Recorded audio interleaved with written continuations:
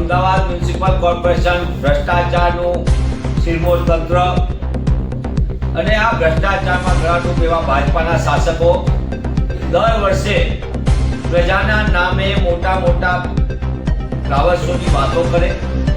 જે 2 કરોડથી શરૂ થયેલો આ ફ્લાવર શોનો ખર્ચો 20 કરોડ સુધી પહોંચાડી દેવામાં આવ્યો.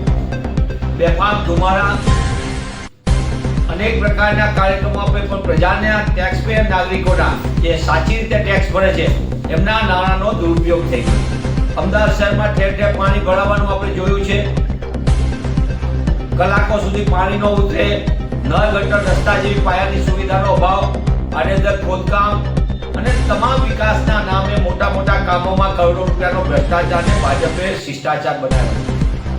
ત્યારે આ 20 કરોડ રૂપિયા જેટલો માતબર ખર્ચમાં અમદાવાદ શહેરની કોર્પોરેશન સંચાલિત શાળાઓમાં સુવિધા આપી શકાય, ગરીબ બાળકોને અભ્યાસ કરવા માટે, શિક્ષણના અધિકાર માટે, બેઘર થયેલા લોકોને એને આવાસ આપી શકાય, આરોગ્ય અર્બન સેન્ટર છે એમાં પાયાની સુવિધા આપીને આરોગ્ય સેવા સુધારી શકાય અને સાથે સાથે શહેરના નાગરિકોની સમસ્યાને પણ ઉકેલવા માટે આ નાણાંનો સદુપયોગ કરી શકાય.